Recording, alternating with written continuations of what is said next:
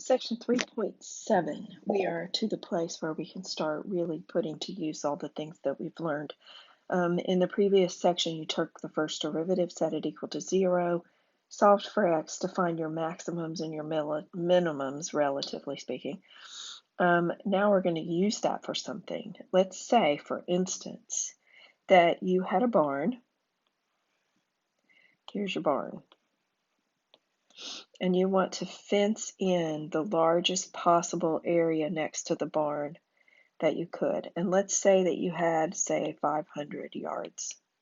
That's a large area of fence that you wanted to use, and you want to enclose the largest area possible. When you see a word like largest, biggest, smallest, least, you know you're going to use a derivative to find a maximum or a minimum. What am I finding the largest of? The area. And it's a rectangular area. But there's a constraint built into the problem. The constraint is that I only have 500 yards of fence. Well, if I want to enclose the largest area possible using 500 yards of fence for the 3 sides, I want to use all that fence, right? Because I want to get the largest area.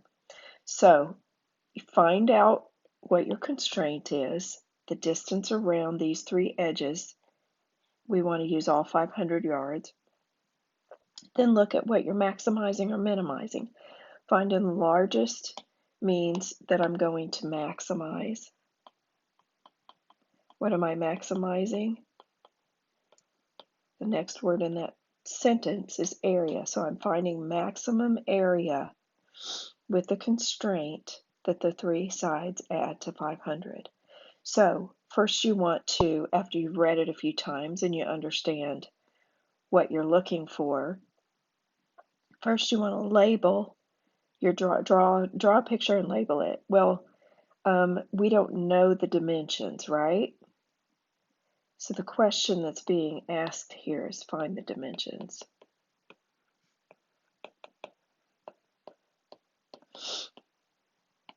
Well, if that's what we're looking for, you see the word find, then that's what we want to use as our variable. So I'm going to label, because it's rectangular, this side and this side are the same. But remember our constraint, I have 500 yards. Well, I've used X yards here and X yards here. How much is left for this? Well, what I started with minus what I've used, and I used X twice. So the area enclosed is X in one direction and 500 minus 2X in the other. So the formula for the area in this case is 500x minus 2x squared. If I want to maximize that, I first have to find the derivative of it. I'm going to set that derivative equal to 0 and solve for x. 500 yards cut into 4 equal pieces gives me 125 yards on the x side. So what are the dimensions?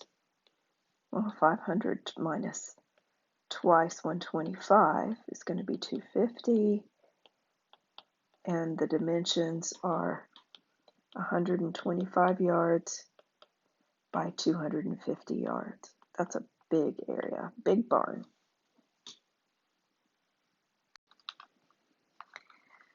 All right, let's say we have a piece of cardboard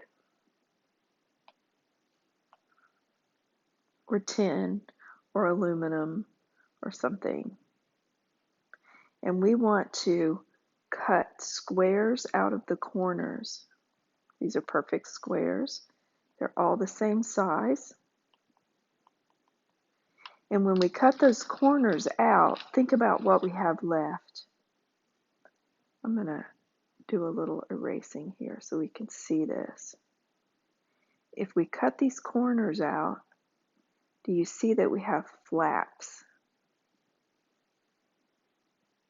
If we fold those flaps up along the blue dotted line here, fold up those flaps, and you'll see that we make, okay, my hand got in the way here. When we fold up the flaps, we can make a box.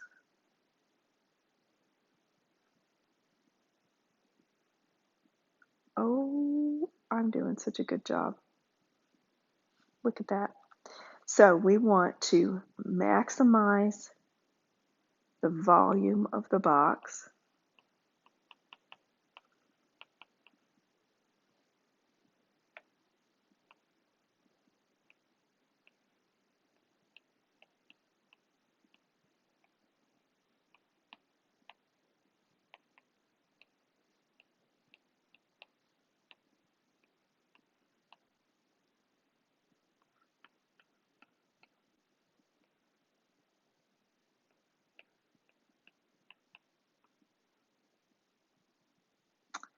Whatever material it is. And our sheet was originally, let's say 20 inches by 14 inches.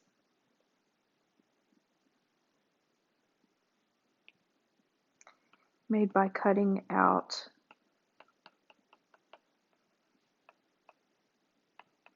squares from the corners. You'll see this problem in your homework, and they write it much better than I do. But my picture is excellent. What size squares should be cut out to maximize the volume?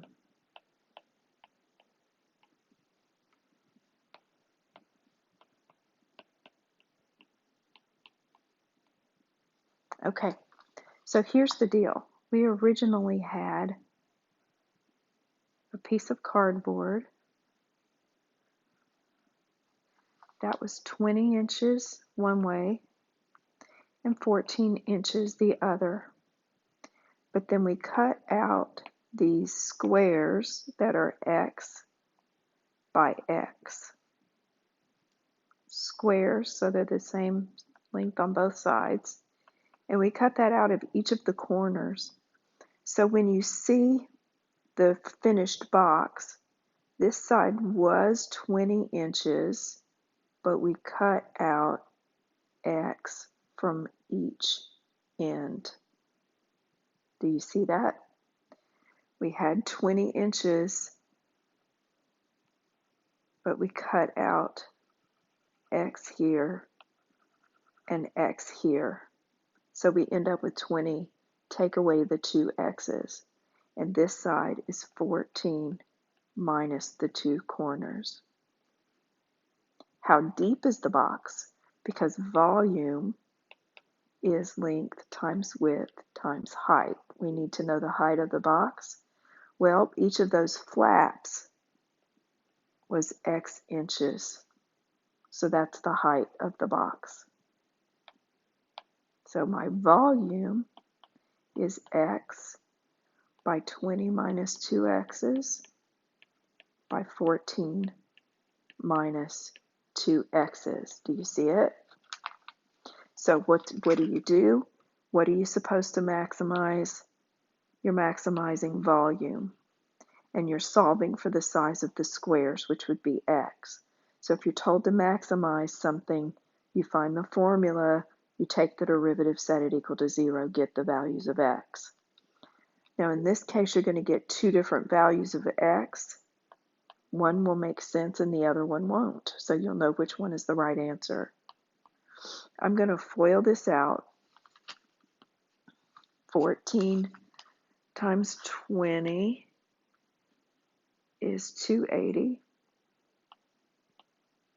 And then the outer's 40 and the inner's 28 gives me minus 68x.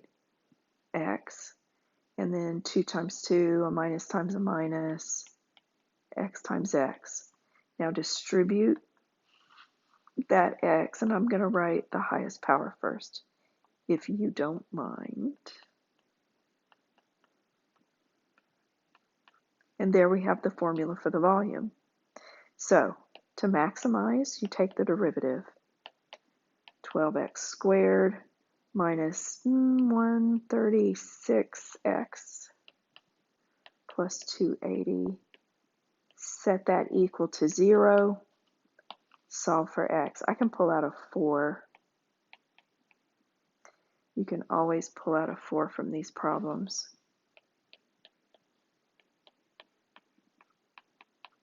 Now this guy doesn't factor, so I'm going to use the quadratic formula.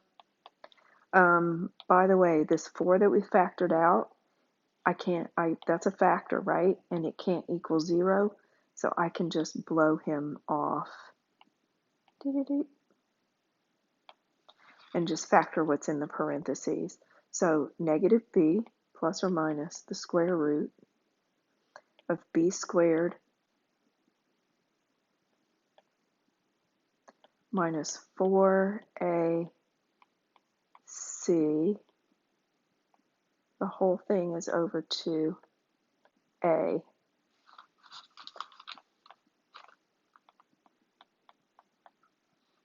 I'm going to get the square root of 316 over 6. Now, when I plug that in my calculator and I chug out the answers, I'm going to get 8.63 ... inches. These are approximate. Or 2.7 something inches. 2 answers. How do I figure out which answer is the right answer? Think about what you're doing. You had a piece of cardboard that was 20 by 14, and you cut out squares from the corners. Each of these squares, if each of them was 8 inches, that's 8 inches, 8.6 inches here and 8.6 inches here. I'd be taking away, 17 point something inches? I can't do that from 14. So the 8 doesn't make any sense. That means my squares are 2.7 inches by 2.7 inches. So one of the answers makes sense and the other one doesn't. Okay, one more example.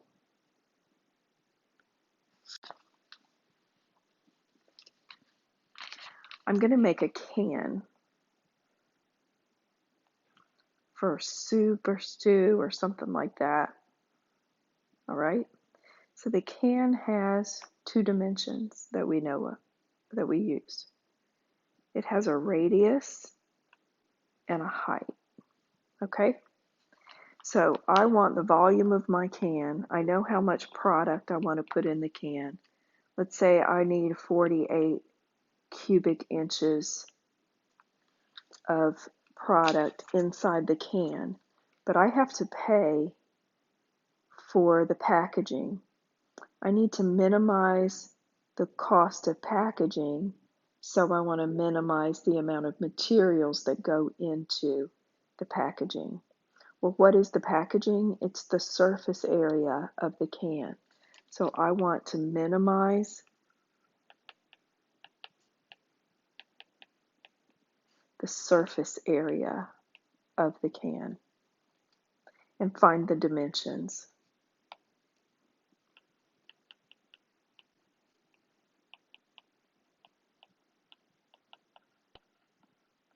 Of the minimum surface area. Okay, a can is a cylinder. We know that the volume of a cylinder, or do we know? Think about what a cylinder is. I'm going to draw something and then erase it. A cylinder is a circle with height, right? Well, the area of the circle is pi r squared.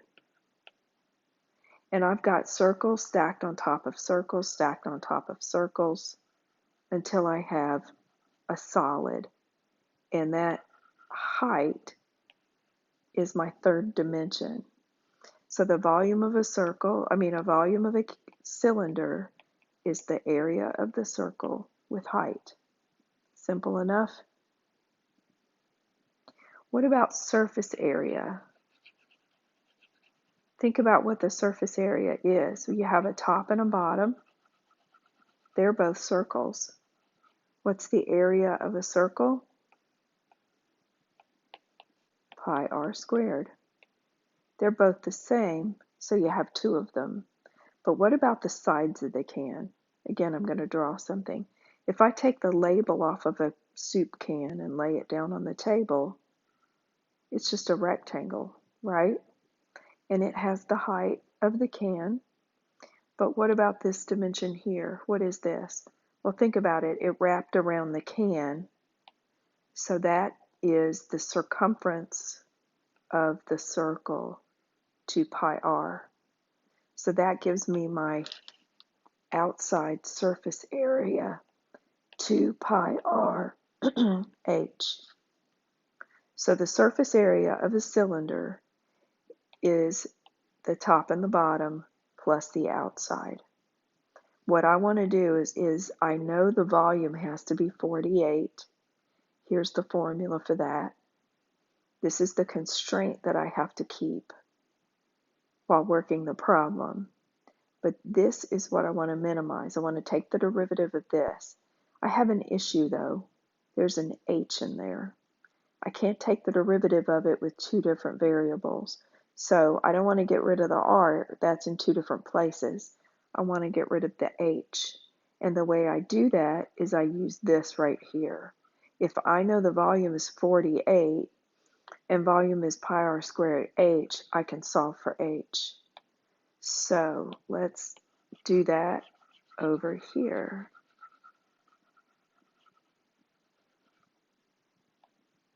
So the pi r squared h is the volume, 48. That makes h 48 divided by pi r squared. And now I can take this and stick it right here for that h, and the only thing left in my question is r. So surface area is 2 pi r squared plus 2 pi r h. Simplifying that piece, I have a 2 times 48, which gives me 96. The pi's cancel, and this r cancels one of those r's, and I end up with an r in the denominator. Now when I take the derivative of this piece, I'm going to see this as 96 r to the minus 1. Let's make a little note over here on the side. I have 96 over r equals 96 r to the minus 1. So the derivative of this thing is going to be a minus an r to the minus 2. So you see when you take the derivative of a constant divided by the variable, it's just change the sign and square the bottom. All right, so that's what we're going to do when we take this derivative here. So we're minimizing the surface area. So the first bit here gives me 4 pi r minus 96 over r squared. We're going to set that equal to 0, get a common denominator, and now you've heard me preach enough in the last few videos about setting a rational function equal to 0. Only the top can make it equal 0. So this is the only thing I have to worry about. The radius is never going to be 0. So I'm going to get 4 pi r cubed equals 96. I'm going to divide both sides by 4 pi. R cubed is going to be 96 divided by 4 is 24 over pi. And my r is going to be the cube root of all of that stuff. It's just a number. stick it in your calculator and figure out what it is, and I get 1.969 ... inches. So I'm going to use 2 inches. Remember, that's the radius of the can. So if the radius is 2, then the height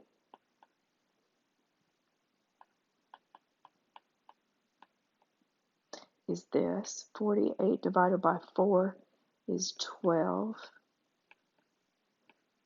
12 over pi is going to be right around 4 inches. Now, I didn't even calculate that because 4 is close enough. When you're looking for the most optimal situation, you're going to get something that's as close as possible to a sphere or a cube or a square or a circle. So we got the radius of this thing was right around 2, and the height is 4. So if the radius is 2, then the diameter is 4, and that gives you the maximum volume with the minimum surface area. Okay, so